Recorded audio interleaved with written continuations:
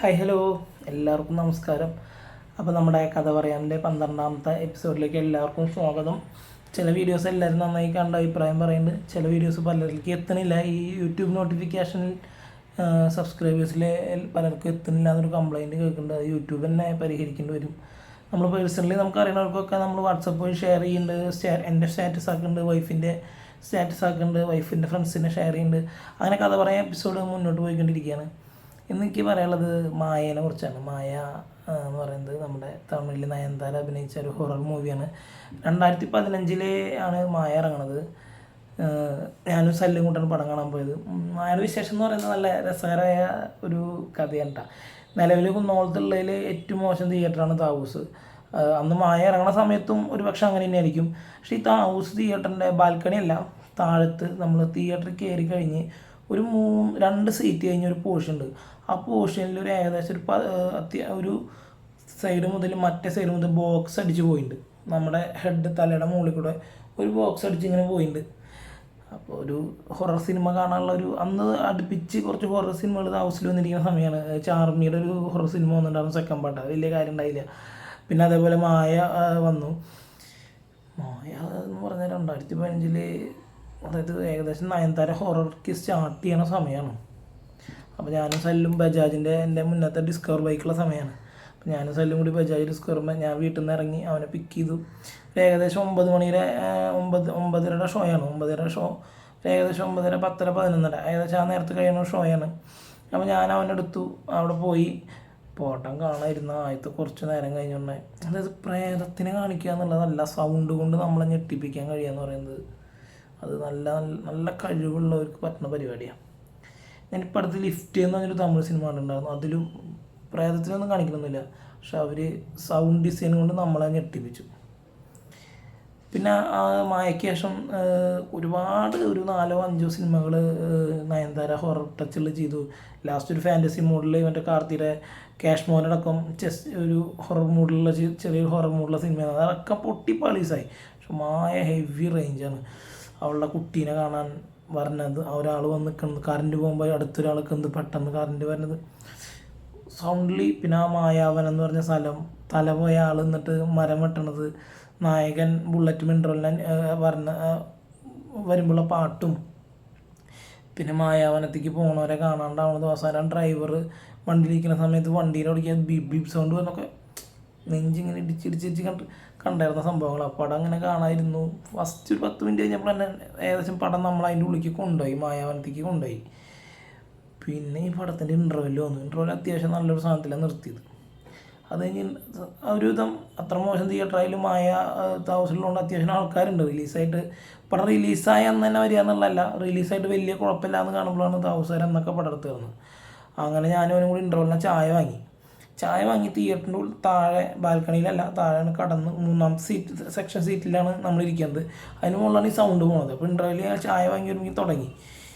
ഇതിൻ്റെ ഉള്ളിലേക്ക് കണ്ട് കയറിയിട്ട് ചായയും പിടിച്ചുകൊണ്ട് പോകുമ്പോഴേക്കും സൗണ്ട് ഉണ്ട് മുഴങ്ങി തുടങ്ങി. ആ കഥയിലുള്ള ആ കാട്ടിലേക്കൊക്കെ ഇൻ്റർവെലിന് ശേഷം കാടിൻ്റെ ഉള്ള സീനുകളാണ്.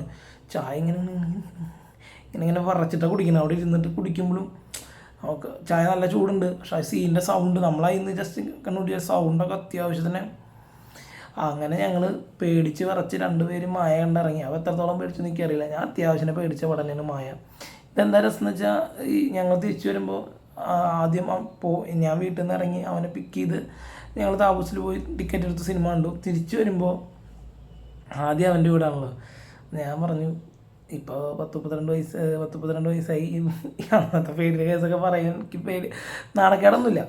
എനിക്ക് വീടുള്ള ഏരിയയിലേക്ക് കുറച്ച് ചെറിയ പേടിയൊക്കെ ഇങ്ങനെ ഈ പടങ്ങൾ കണ്ടു പോകുന്ന സമയത്തുണ്ട്. അല്ലെങ്കിൽ ഇപ്പോൾ 10 മണി 10:30 11 മണിക്കൊക്കെ പോയിട്ട് പുറത്ത് പോയി ഭക്ഷണം കഴിക്കും, തട്ടുകടയിൽ പോലൊക്കെ ഉണ്ട്, അതൊന്നും പ്രശ്നമൊന്നുമില്ല. പക്ഷേ ഈ ഹൊറർ സബ്ജക്റ്റ് കണ്ടിട്ട് അല്ലെങ്കിൽ ഹൊറർ സബ്ജക്റ്റ് സംസാരിച്ചതിന് ശേഷമുള്ള പോക്കുണ്ടല്ലോ, അത് കുറച്ച് ബുദ്ധിമുട്ട് തന്നെയാണ് എനിക്ക് പേഴ്സണലി.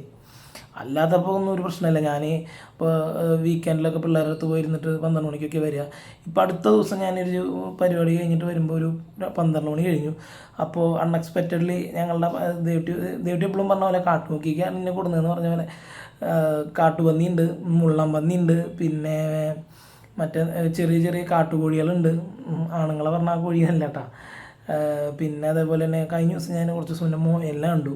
അതിൻ്റെ ഈ ആഴ്ചയിൽ തന്നെ ഞാൻ ചൊവ്വാഴ്ച ഞാൻ ഫ്രണ്ടിനായിട്ട് കാറിൽ പോകണ സമയത്ത് കാറിൻ്റെ ഫ്രണ്ടിൽ കൂടെ രണ്ട് എണക്കുരികൾ പോകണ രണ്ട് മുള്ളങ്കന്നി, ഒരു മുള്ളമ്പന്നി പോകുന്നുണ്ട്, മറ്റേത് അതിൻ്റെ ബാക്കിലിങ്ങനെ തട്ടിയിട്ട് ഇങ്ങനെ പോകുന്നുണ്ട്.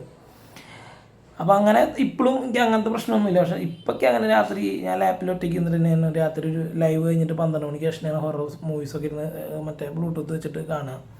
അതൊന്നും വലിയ പ്രശ്നമൊന്നുമില്ല. പക്ഷെ അന്ന് ശരിക്കും പേടിച്ചിട്ട് എന്തുണ്ടായി വെച്ചാൽ ഞാനോട് പറഞ്ഞു, ഈ ഒരു കാര്യം ചെയ്യേ, എനിക്ക് ബൈക്ക് വേണ്ട, എന്നെ വീട്ടിലിറക്കിയിട്ടുണ്ട് പോകുന്നത്.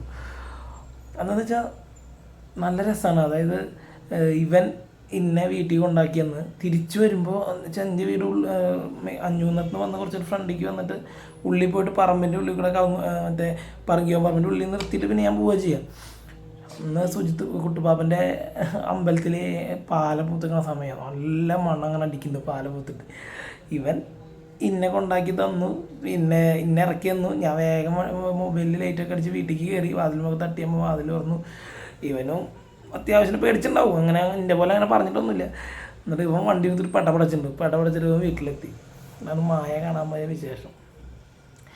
നിങ്ങൾ ആരെങ്കിലും അങ്ങനെ നൈറ്റ് ഹൊറർ മൂവീസിനെ പോയിട്ട് പേടിച്ചിട്ടുണ്ടെങ്കിൽ അല്ലെങ്കിൽ പേടിച്ചിട്ടുണ്ടായ അനുഭവങ്ങൾ എന്തെങ്കിലും അത് കഴിഞ്ഞ് വരുമ്പോൾ എന്തെങ്കിലും കണ്ട് ഞെട്ടിയിട്ടുണ്ടാകുക, അങ്ങനെ എന്തെങ്കിലും അനുഭവം ഉണ്ടെന്ന് പറഞ്ഞ കേട്ടോ. അതൊരു രസകരമായ കുറേ വർഷങ്ങൾക്ക് ശേഷം ഇന്നാൾ ഞങ്ങളെല്ലാവരും കൂടി പിള്ളേരും കൂടി കമ്പനി അടിച്ചിരിക്കുമ്പോൾ അവൻ പറഞ്ഞു കേട്ടോ, മായ കാണാൻ പോയിട്ട് ഈ ദുഷ്ടൻ ഇന്നെ പറയട്ടാ, മായ കാണാൻ പോയിട്ട് ദുഷ്ടൻ ഒരു ഇന്നെ വീട്ടിലേക്ക് ആക്കിയിട്ട് വണ്ടി കൊണ്ടായാൽ മതിയെന്ന് പറഞ്ഞിട്ട് അവൻ ഇന്നെ വീട്ടിൽ കൊണ്ടാക്കി എന്നിട്ട് അവൻ ബൈക്ക് എടുത്ത് ഒറ്റയ്ക്ക് പടച്ചിട്ട് അവൻ കുന്നത്തിക്ക് പോയി. അവൻ്റെ കേസും ഇന്നെ ഇറക്കിയിട്ട് തിരിച്ചു വരുന്ന ഒരു പോർഷൻ ഉണ്ടല്ലോ, പറമ്പിൻ്റെ ഉള്ളിൽ കൂടെ ഒരു സൈഡിൽ മൊത്തം കുഴിയാണ്, നല്ല താഴ്ചയുള്ള കുഴി. ഈ സൈഡിൽ നിറച്ച് മരങ്ങൾ, ആ മരങ്ങളിൽ തന്നെ മുളയൊക്കെ ഇങ്ങനെ കാറ്റത്ത് ആടും. പിന്നെ കുട്ടുപാപ്പൻ്റെ അമ്പലത്തിൽ നിന്നുള്ള എന്താ പറയുക പാലപൂത്ത മണം, ഇതിൻ്റെ ഇടയിലൊക്കെയാണ് അവൻ പോണത്. നൈസായിരുന്നു. ഇതൊക്കെ പണ്ടത്തെ ഓരോ ഓർമ്മകളുണ്ട് കഥ പറയാൻ വേണ്ടി ഷെയർ ചെയ്യണം. ഇനി ഒരുപാട് കാര്യങ്ങളൊക്കെ ഉണ്ട് കേട്ടോ. അപ്പോൾ നമ്മുടെ വീഡിയോ കാണുന്ന ആർക്കെങ്കിലും വല്ല ഹൊറർ സിനിമ ഏതെങ്കിലും സിനിമ സെക്കൻഡ് ഷോ പോലെ കണ്ട് കഴിയുമ്പോൾ എന്തെങ്കിലും കണ്ട് പേടിക്കുക, അതേപോലെ പേടിച്ചിട്ട് കൂട്ടുകാരനെ കൊണ്ട് വീട്ടിലാക്കാൻ പറഞ്ഞിട്ട് പോണത്, അതേപോലെ ഞാനൊരു ഫ്രണ്ടിനോട് പറഞ്ഞപ്പോൾ അവൻ ഏതൊരു സിനിമ ഒരു ഹൊറർ പടം കാണാൻ പോയിട്ട് അവൻ നൈറ്റ് അവൻ്റെ ഫ്രണ്ടിൻ്റെ വീട്ടിൽ കിടന്ന കാര്യം പറഞ്ഞു കേട്ടോ. എനിക്ക് ആ പടത്തിൻ്റെ പേര് ഓർമ്മയില്ല, മായ തന്നെ ആയിരിക്കണം, അവന് മായ എന്ന് തന്നെ പറഞ്ഞെന്ന് തോന്നുന്നുണ്ട്. മായ കാണാൻ പോയിട്ട് അവൻ ഫ്രണ്ടിൻ്റെ വീട്ടിൽ സ്റ്റേ ചെയ്തു, എന്നിട്ട് പിറ്റേ ദിവസം കാലത്ത് അയച്ചാൽ പോയെന്ന് പറഞ്ഞു. ഓക്കെ, അപ്പോൾ നിങ്ങളുടെ അനുഭവങ്ങൾ ഷെയർ ചെയ്യുക. ബായ്.